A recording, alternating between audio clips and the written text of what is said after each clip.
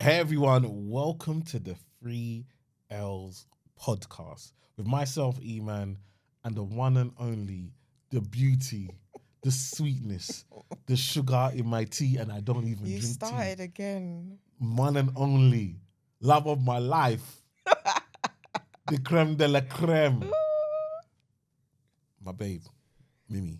Hello. This is the 3 podcast. We're talking life, love, and legacy. Yeah, babe, how you doing? We're back in the We're chair. back like we never left. Chase. How many years has it been? A couple of years still. Life has been life in. Life in. We've been busy, but you know what? I'm so happy to be back. Nah, it was needed. We should have done this a while ago still, but I think with everything there's seasons in it, so Yeah, I think for me, I've just missed spending time with you, right? yeah, Just it's been a lot. having our time doing this, even just I love working with you. We do everything together. We do. You guys will find out that we do everything together. But obviously it's our first one back. So it makes sense to reintroduce ourselves. So Yeah. I'm gonna let you start. Introduce yourself, tell the people about you, what you're about, what you've been doing since we've been gone, why you're happy to be back. Let them know.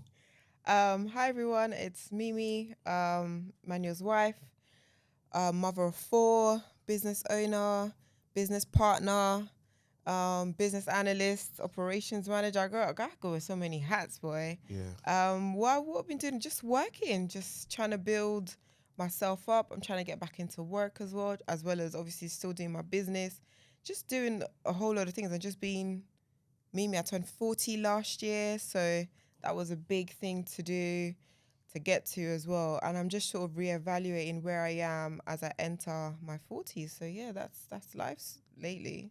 Yeah. Big up you. Hey everyone, it's Emmanuel, Miriam's husband, financial advisor, TV personality. Let's go.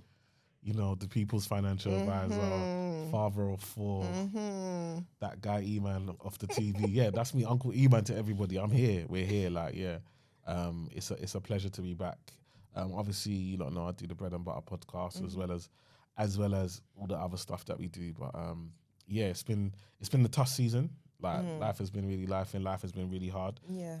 But you know, it's been the right time to come back, and I couldn't wanna. I was like, I'm a big believer in doing things with people that you love working with, love being around. So, like, you know, in regards to like doing a podcast, it made sense to do it with Tayo because I just love spending time with him. We've Them grown two up are together. like thick as thieves, boy. Do you know what I mean? We have the maddest conversations. Maddest. So it just made sense. Like, do you know what I mean? And even when it comes to business, like, you know, a lot of the people that I do business with, these are people I would get on in real life with. Do you know what I mean? It's like, there's no point us being friends in real life and then we're not making money together. Like, I've always loved that mindset of like, let's be friends and let's make money. And it's like, actually, this is why I'm so happy to have this podcast back, because it's like, who else would I love to do content with, make money with, you know, explore this world with, other than my wife, my life partner? Do you know what I mean? So it's a joy to be here. It's a joy to be with you on this. And I'm looking forward to sharing all the different things that we're going to share. Mate, we have the maddest conversation, so we're about to bring you into our world.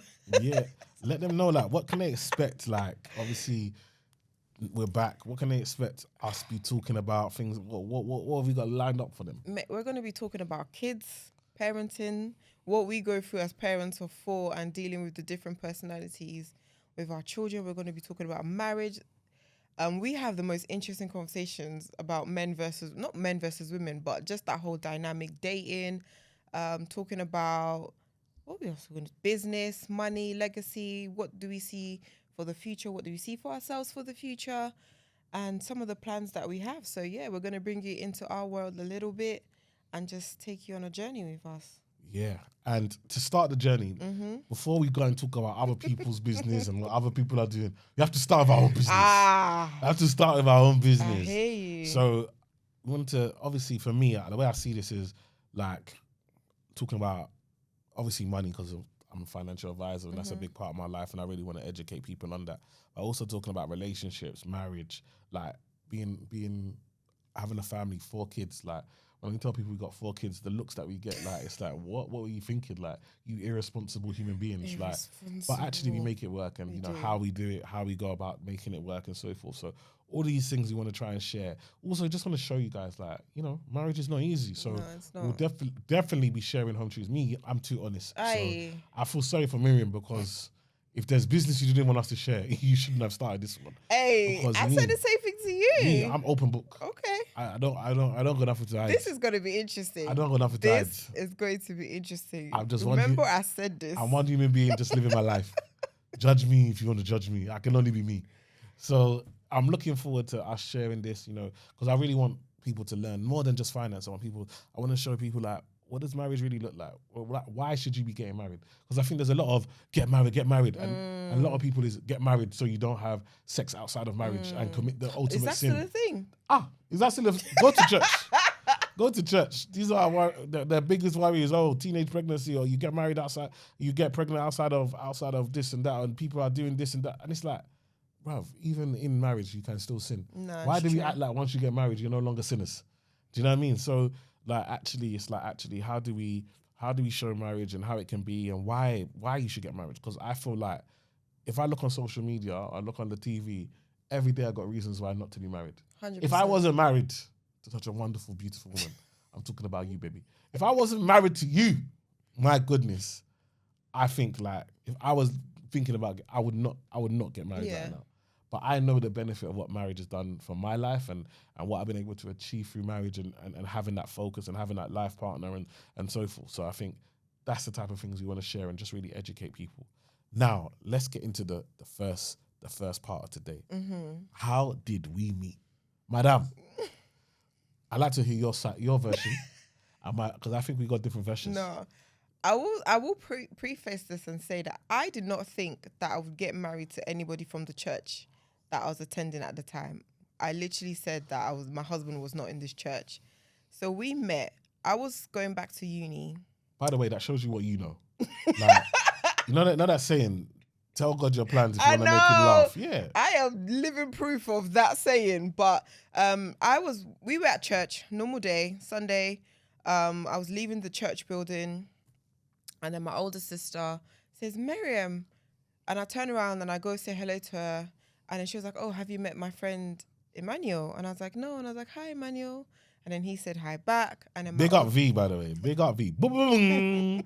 The link. And then my sister was like, oh, I need to go for a meeting. And then I'm just standing next to him. They're like, what the helly, basically. Like, I don't know this guy. It's awkward. I was very awkward when I was younger, by the way. I'm still awkward, but I was very, very awkward back then.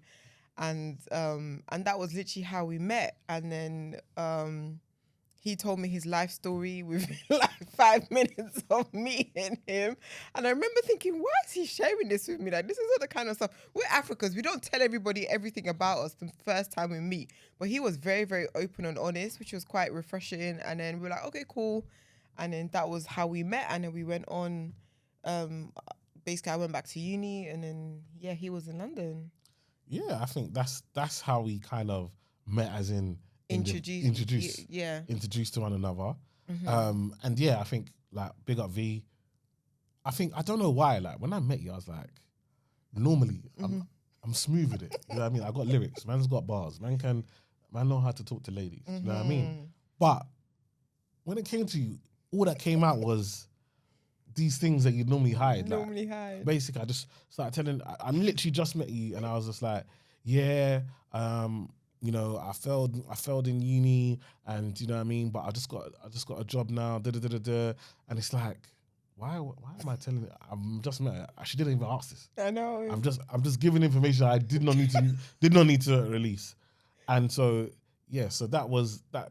But I feel like that was good. Like, yeah, I feel like that was a good sign that, you know what, actually, like, for whatever reason, I couldn't put a front. I couldn't be like the kind of like the fakeness in front of you. And I think that's been throughout, you know, our marriage, something that's always been there, is that, you know, I can't lie to you. I can't hide. So for me, I don't lie. If I'm gonna do bad, I'm just gonna do it and tell you straight after. Do you know what I mean? Like, because I can't, for some reason, I just can't fake it with you. And if he tries, I always find out some way, somehow, or the other. Something will either, I'll always find out somewhere and he'll be like, oh, you always know. Why do you always know? And that's what I always hear. We'll get onto your own problems and issues as the episodes go on. Don't worry, I've got so many stories of this woman. We're just easing you in. I don't want to scare you. Before you've come in, I don't want you to run away. I'm trying to encourage them to marry. I want to start with the positives. But yeah, it's not a problem, by the way. But he thinks it's a problem. No, because you are a problem. You are a very big problem. I'm not a but problem. But it's okay. It's okay. I've married a problem, and I can handle your problems. I always tell people, I don't focus on the good. Can I handle your bad? Your bad, I can manage. So I know it can work. That is funny. So yeah, that's how we met. Then you went back to uni, and then it was like you had been in church all summer. I didn't see summer. A whole year even. The day that I meet you is the day you're going back to get on a coach. Because sometimes you take coach. I used to take coach from Victoria, the megabus. Megabus, yeah. I didn't even know this coach existed. So basically, I used to have to come back to London to sign every month. And coming back and forth from Portsmouth, the tickets were expensive. And a Megabus introduced Mega Coach, where you could pay £1 and you would get a ticket, and we could get a coach from Portsmouth to London and London to Portsmouth for £1, but you had to book well in advance. So I just used to book coaches like months in advance because I knew I had to come back to London. So it was cheap, it was effective. As an immigrant, it saved me money, so can't complain. Exactly. So you've mentioned a few things, so we're gonna be going on to them now. No. So now we've met. Okay, we're cool. So then we do a play, right? Yes, the play. So I was in drama group. Big up the church people that know about drama group. Truth in Action. So it's our drama group was called Truth in Action. I was in drama group, and I'd been there for a long time. My uncle Edwin had pulled me into drama. Like, man, come do drama. I was like, you know what? Let me do drama. Tuesday I got time on my hands. I'm an energetic type of person. Do you know what I mean? So let's do this. So went into drama group, enjoyed it, and then we were doing a play. AJ's doing a play, writ the script, We're going to AJ's house to practice the script. And then he's like, oh yeah, we're all there, the main crew. Then he's like, oh, we've invited some extras to come along. Yeah. In walks extra. You come in with, was you with your sister? I might have been. I think V was there as well. Yeah. And there were some other people's extras. And then we get the script and get the characters. And of all the people, you are playing my girlfriend in this play. Yeah, I'm playing his girlfriend in a play, which is so weird. I remember we hadn't, since that first encounter, we hadn't spoken because I didn't take her number. I didn't take anything. I just said, see you later. Do you know what I mean? We never had anything. So that was when we first then did that play. That was what, a few months later after we met? A few months later, yeah. Did that, and then had to get your number. Yeah, you had to get my number because we had to practice. So our lines. I wasn't around, yeah. Imagine the play that we were practicing for. We even filmed some parts, everything. Oh, yeah, I remember we went to the park in... Streatham. Yeah. Never came out. Never came out. The play never came out. Do you know what I mean? But anyway, that was how I got your number. Do you know what I mean? And so, man, them go to church and get numbers for free. Like, you know what I mean? This is what I'm saying. Like, we're in there. Like, we can network. We can build. Just a tip. Anyway. So, got your number now. We're now conversing. Yeah, sporadically. Remember we had this thing. We call each other every month. Yeah. And we had to take turns in doing it, which is so weird. So 1 month I would call you, then the next month you would call me, and we just speak like that month after month. And then one day, you said, I said, this is long talking every other month. Let's start talking every day. And that was literally the floodgates. We started talking every single day from then, like all manners, time, day, whatever, texting and all that stuff. That's how we started talking. And so then we started talking, and then it was just like, for me, I was like, okay, cool, no problem. Talking to this girl, it's cool, I like the girl, the girl's cool. Do you know what I mean? And then what did you do? Please tell them. I told him that I couldn't talk to him because I had some stuff I needed to sort out personally. So I literally just stopped talking to him for a while. I went to go sort out my head, sort out some issues, baggage, whatever you want to call it, that I had going on at the time. And then, just stopped talking to him. Literally just locked him off. The woman's crazy. That's what I'm saying. She's not... and this is... So obviously when you look back now, you respect it. Do you know what I mean? The way you did it. But at the time, I was thinking, this girl I'm mad. is mad. So she said to me, like, I've still got some other baggage that I need to sort out. And I thought, what? So you want to go and talk to the next brother, and then you want to come back and talk to me afterwards, and I'm just going to be here waiting. These times, obviously, man's got girl on my line. Daddy. I got girl on my line. I'm thinking, by the time you come back, I might even have someone might be carrying my baby by the time you come back. Babe, don't come on. No, I'm just saying. At that time, possibly. At that time, man was young and reckless. You know Very what I mean? much young and reckless. So anything could have happened. So I was thinking, all right, no problem. It wasn't even a problem to me because I was just like, I like talking to you, but if you don't want to talk to me, it's fine. I don't struggle. Yeah. Like your slot will just get filled with somebody else. Do you see Well, what I'm that saying? was what he was thinking at the time. I didn't know all of this thought process. But even that, I don't know why women, you be talking and you really thought that I was only talking to you. I was talking to no other. To be fair, he was just good at hiding it. Wasn't hiding it. There was nothing I didn't know. But because you don't. The thing is, I didn't know, but everybody else knew. Let me put it that way. But anyway. But that's because man's attentive. When you're talking, when I'm talking to you, I'm making you feel like on top of the world. So isn't that what man is supposed to do? Man's attentive. No, why you acting like it's a bad thing? I'm talking to you. He had different girls on the roster. And I'm showing you the right amount of attention, the right amount of love, the right amount of care. To be fair, we weren't even like relationship. It was more of a friendship vibe anyway at that time. Exactly. So, yeah. So okay. What would I have to? Nah, it's true. Women. Anyway. So now. Talking. Okay, cool. You go away. I go. Fine, I'm doing my thing. Then you come back. I come back. Well, I call him. The phone rings. It rings weird, but he answers. And I was like, where are you? Because I'd come to London as well. And I went looking for him, Beeline, and he wasn't there. And then and he was like, oh, I'm in Egypt. And I was like, oh, okay, cool. I'll speak to you later. And then we just hung up the phone. And then that was that. And then he came back from holiday, whatever. And I think I'd gone back to uni. Again, I'd come back for what I needed to come back in London for.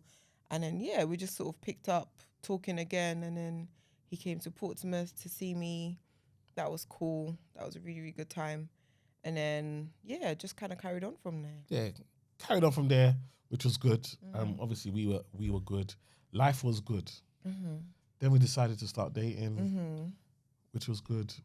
Cool. Great. We know ourselves. I know your parents because you know my parents. We all go. Not only do we go to the same church, we go to the same cell church. So in our church, we have the main church on Sunday, and then depending on where you live, there are smaller branches throughout the week. Our one was on a Friday. So Peckham Cell Church. So man's like, man knows your parents. We will know ourselves. So everything should be cool. Dun, dun, dun. And then all hell breaks loose. That was the start of the drama. Eesh. So for you, like when you think about it, because I don't want to go through all the mess. There was so much mess. So much. What do you think, number one, was the cause of the drama? Why was there so much drama about me and you becoming an item? Because I think people thought I was beneath you. Because we were going through immigration struggles. The church has supported us for some time, because when you're going through immigration in this country, you don't get access to public recourse. Basically, you don't get benefit. So you're literally surviving on the kindness of people, and for a time the church was supporting us as well. So people knew that we didn't have stay, quote unquote, and so they kind of looked down on us because of it. I remember someone saying that I dressed like I wasn't going through immigration, and I didn't realize. And I thought, what do people that are going through immigration, how are they supposed to dress? I couldn't figure that out. But I think a lot of people just felt like I shouldn't be marrying, quote unquote, the golden child of the church. Like a lot of mums wanted their daughter to marry Emmanuel. And I think I came in, the lowly pauper girl, and I've stolen the heart of, the golden child. So it caused a lot of drama. A lot of things were said, a lot of arguments, a lot of fights, a lot of, mess and drama. Yeah, I think I kind of agree with that. I think, obviously, I've been in the church for a long time. I think that's the number one thing.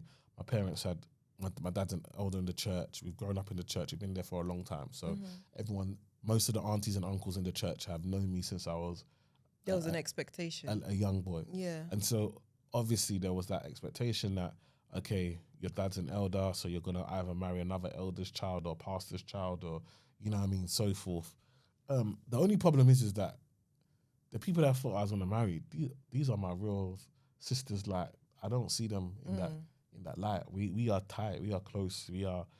I'm not feeding them like that. Yeah. You know what I mean? So that was a problem. I think I agree in regards to, it's sad that, especially for Christians, to really judge people and say, oh, because you are maybe not as financially strong as someone else, you can't be with them. Yet we're looking at a God that, you know, has time for us, even though we don't deserve it. We're looking at a God that sent his only son to be sacrificed on our behalf. Do you know what I mean? And when Jesus came, he went to everyone. He went to the rich, the poor, and you know, he had time for everyone. And we're told not to judge. We're told not to, you know, not to feel like we're hiding anyone else. But when we get into a church setting, all of a sudden culture comes in, and you know, I'm a this, I'm a that, and I do this and I do that, and you're below me, and everybody's seeking title and space, and really and truly, we're all just God's children. No, definitely. Do you know what I mean? It was definitely a tough process to go through, and I really fell out of love with church for a very, very long time. And in a way fell out of love with God, but God was always there. God forbid. Like, no, but people will understand when you grow up in church. Like, I grew up in church. Like, there was nowhere we lived that my mum did not find a church for us to go to. And when we came to ANC, and don't get me wrong, it's not everyone that was bad. There were so many people that held us up when we were going through some of the toughest times. Like, even through that immigration, like my dad had a stroke through that whole thing. Like, people held us, do you know what I mean? So to now see that same community that supported you turn on you, it makes you really question, like, what is the point in all of this? And you know, I thank God that God never left my side, even though I didn't feel like, you know, like he was there at the time, but he was always there, and he reminded me that he loved me. Church is not God's love, basically. Church is just a building. It's just a conduit to get to God, but you can have a relationship with God outside of church, quote unquote. Yeah, love that. So, yeah, it was messy. It was messy. There was basically lots of people trying to stop us getting married, trying to, you know, put stuff in different people's ear. Our parents ended up clashing. There's people that even approached your mum to tell your mum that you should tell your daughter to leave me alone, and your mum actually told you to leave me alone, and so forth, because hierarchy and so forth, and tradition and culture and all of that type of stuff. And then let's get to the point. So basically, the drama happened, and we ended up beefing the world. Like, everybody was against us. And so I came to the conclusion that, like, you know what? If man's even beefing man's own family, like my family, that I'm very close to my family. If I'm beefing my family, then maybe I've missed something. And I said, let's call it quits. Let us go our separate ways. This is not supposed to happen. No hard feelings. No hard feelings. No hard feelings. I said, let us go. I remember that conversation. And I was like, you know what? It's too much. This is too much drama. We can still be friends. We can still be cool, but we just can't marry. And you said? I said, if we are going to break up, let us break up because of something we've done to each other, not because of what other people have done on our behalf.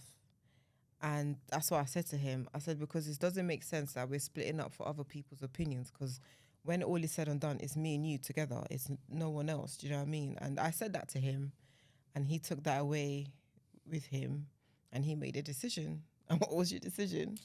Yeah, I feel like you said that to me, and I feel like I'm a very logical person, right? So I'm very logical. I like things to just make sense. Things should just make sense. And I remember you saying this, and I thought to myself, you know what? What has she done to you? What has she actually done to you that you don't like, or you don't? Do you know what I mean? And I had to say, there's actually nothing. You weren't disrespectful to man. You didn't give me attitude. You were nothing but kind, nothing but caring. You showed me the love I wanted to receive in the way I wanted to receive it. like you were a wonderful person, and it was just like, am I gonna let this slip between my fingers? Like, am I gonna let this person? And you know, you go back, start having those thoughts of like, right, will I be in the future like walking down the street and then see you with somebody else and just be like, oh, hi, and then as I walk away, think that should have been me, but because of the people around me, do you know what I mean? Because I listened to the people around me, and luckily, you know, I said, you know, okay, let's just do our thing, no matter what they say. It's me and you, and then we made a pact, right? So we actually made a pact, put our little pinky fingers in, and we just said, you know what, it's us against everybody. And to be honest, we've held that our whole marriage.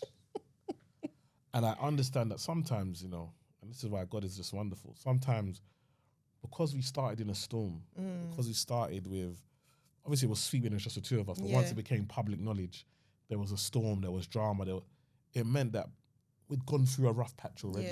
And we'd come through it before we'd even got we married. weren't even engaged at the time. Before we even got married. So now that we're married, we've had even worse storms. But we understand how to overcome them. We understand how to communicate with one another. Our communication is really good, which is one of the best things about our marriage, is that we're able to communicate. I'm able to tell Miriam exactly what I need to tell her.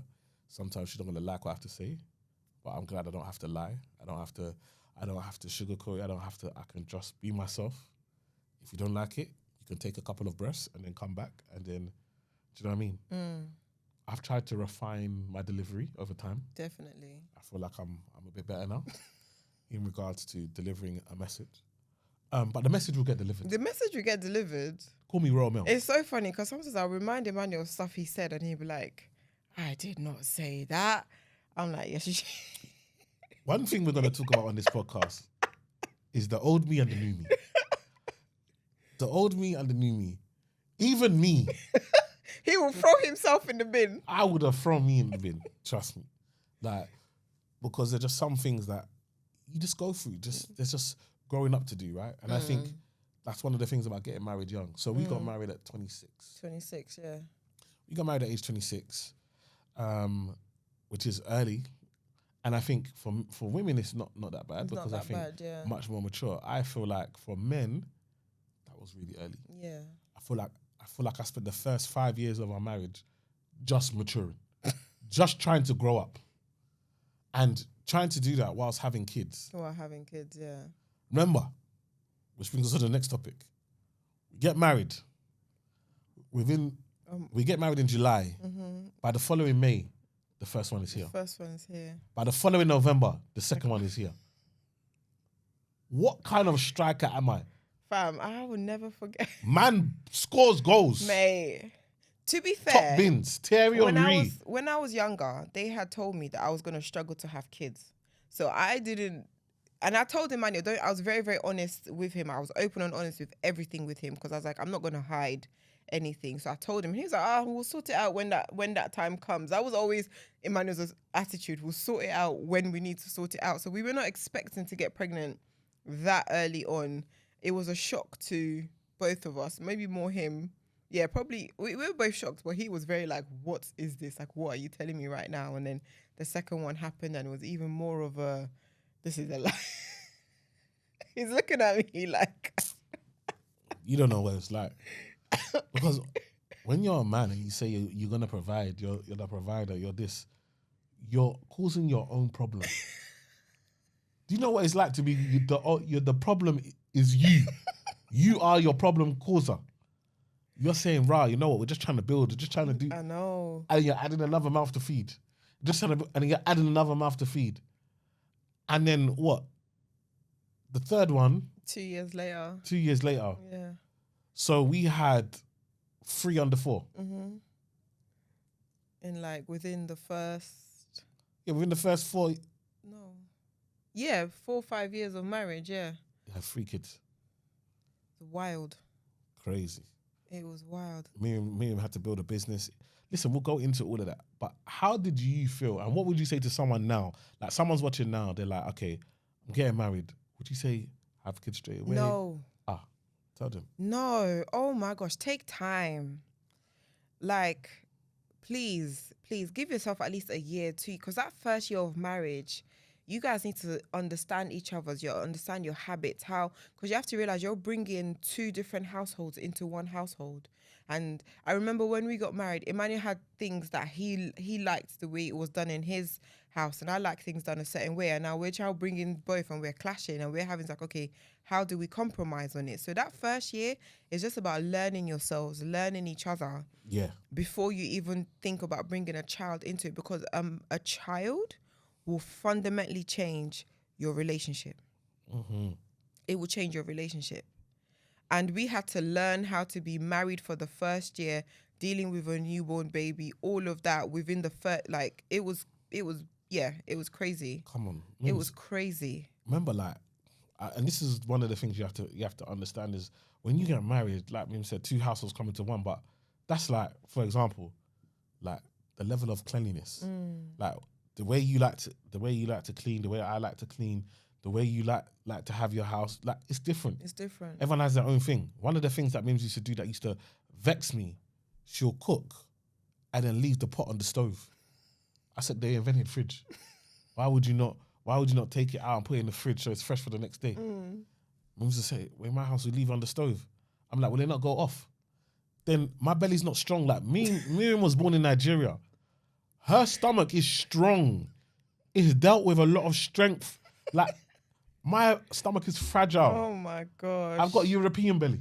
You understand? So when you've now, like, certain things you're doing, I'm finished. You're finishing me. You're sending me toilet for no reason whatsoever. Unnecessarily toilet. And then, like, it's just like little things, just things that happen. It's just like the way you do stuff, like things that you do. So, okay, how do you do shopping? Like, oh, we do shopping on this day. Oh, I like to do like Mins, for example. Again, Mins came from a more budgeting background because they had to budget and manage. So I remember, this story is crazy. I remember we went Tesco. Tesco's next to church. And so I remember going Tesco, we bought our stuff, and then your older sister V was in Tesco, and she had about 12 items. I've just said, just add it to my thing. Because I thought, what's this? This is nothing. Just add it to my thing. Boom. Because I'm Nigerian. We see women, we just do our thing. This is big up all the Nigerians out there that your mum raised you well, trained you how to be, how to make women feel in your presence. So I see a woman, I'm not gonna pay when I'm about here. So I paid. You see what I'm saying? All of a sudden, your dad calls my dad and says, I just want to thank Emmanuel. He paid this week's shopping. I said, God forbid. What do you mean? Number one, what I saw there can't be a week shopping. You lot was really, really stretching. We were stretching. We were very much bulk cooking and stuff. So maybe we had already had rice and stew, and then it was just adding on to what we were going to have for like the week and stuff like that. So yeah, at the time, for him, it was nothing. For us, it was a big thing. Do you know what I mean? And then, obviously, remember, there's beef now. There's beef already. So all of a sudden, my mum is like, oh, so you're now paying for their shopping. You're now buying their shopping. When did you buy our shopping in this house? So it's like, Mum, it wasn't even like that. I wasn't even trying to. I just saw a few items. Do you see what I'm saying? And so you come from a more budgeting thing. So where like we want to do shop, I'm used to shopping. Free. I'm used to like we pick this. Do you know what I mean? The trolley is full. You're used to write a list, and then also you was more on a let's go maybe 2 or 3 times rather than trying to go once and buy everything. Like you want to manage, make sure you're buying exactly what we need, rather than buying it and then you don't use it or you're not needing it. So it was a big culture shock. Do you know what I mean?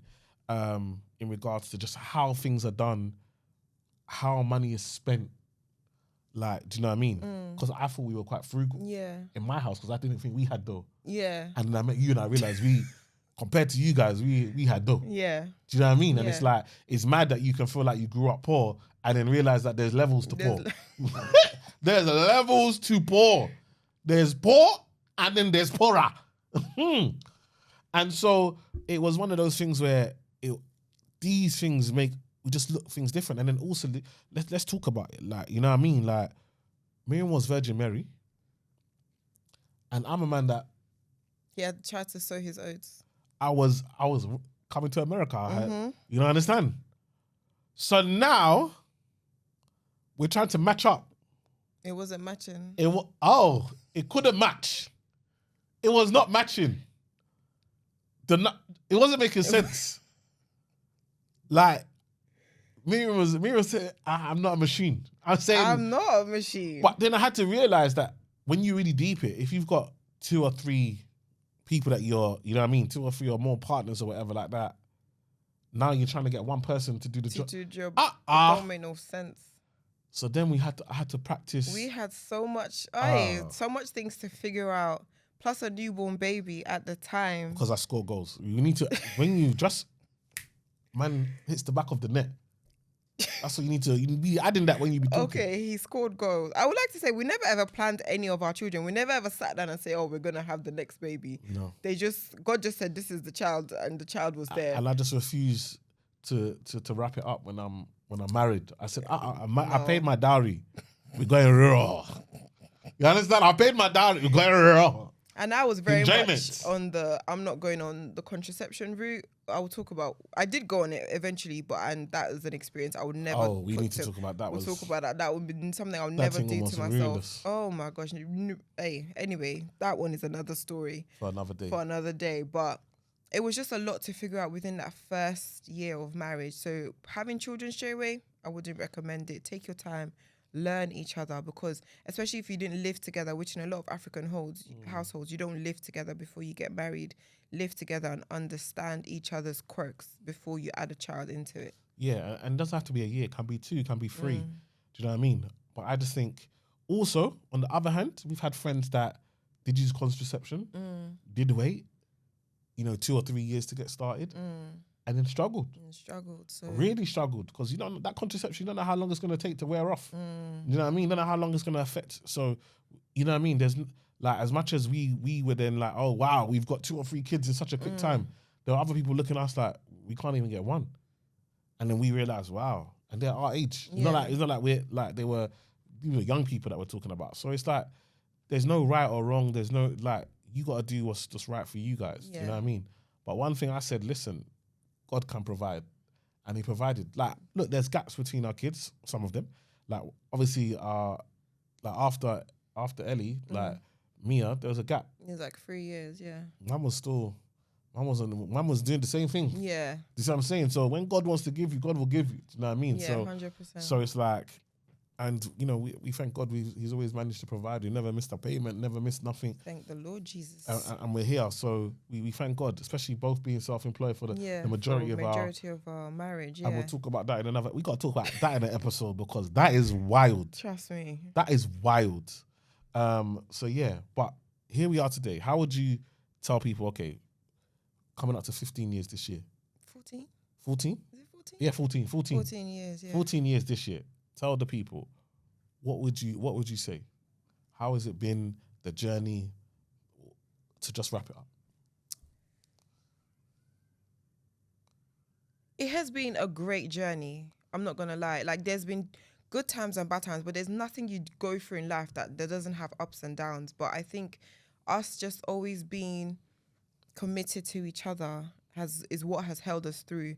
And I think us being great friends as well has definitely helped us through some of the roughest times that we've been through as a couple, as a married couple, having kids, everything that we've been through, us being able to, even if we didn't want to be around each other, we can jam in each other's presence. Do you know what I mean? And it's really, really helped us. So I look back and I thank God for where we are now and where God is taking us, because there were times when, it was rough, but God has brought us through and He's seen us through. So I always believe that He has a greater plan for us.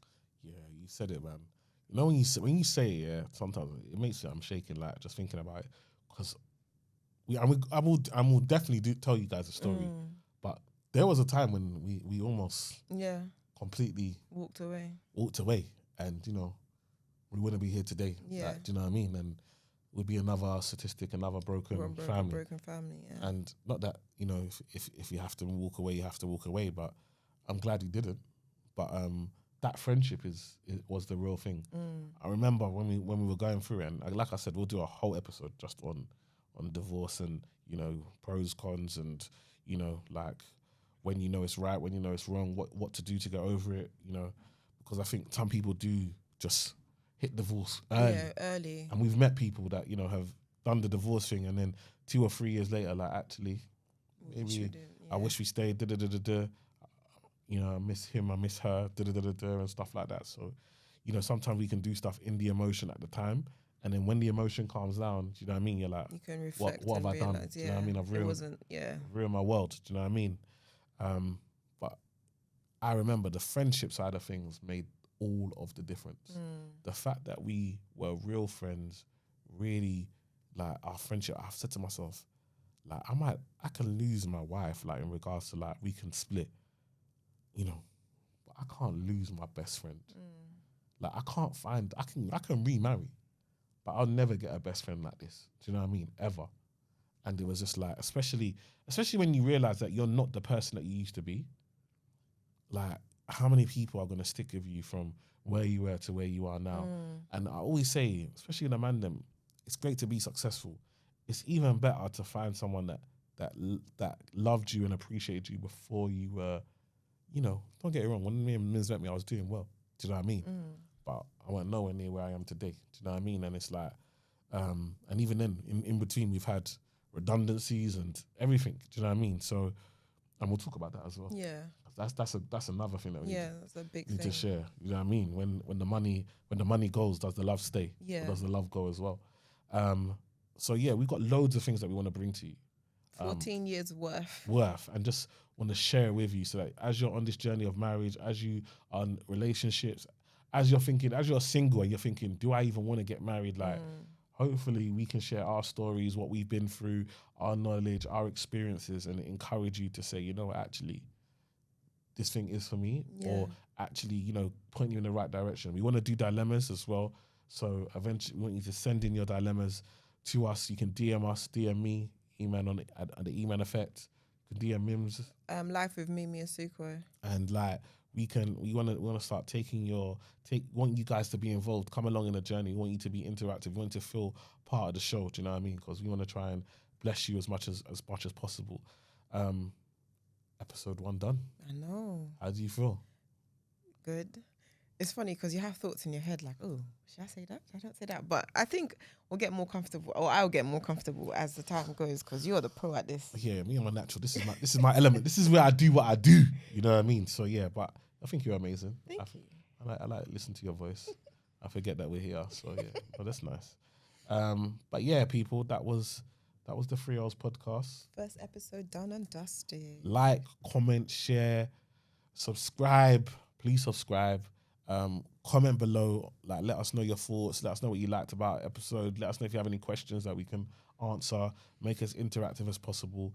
Please subscribe to the channel. Email Asuko. That's the channel. We're gonna be not only gonna have the podcast there.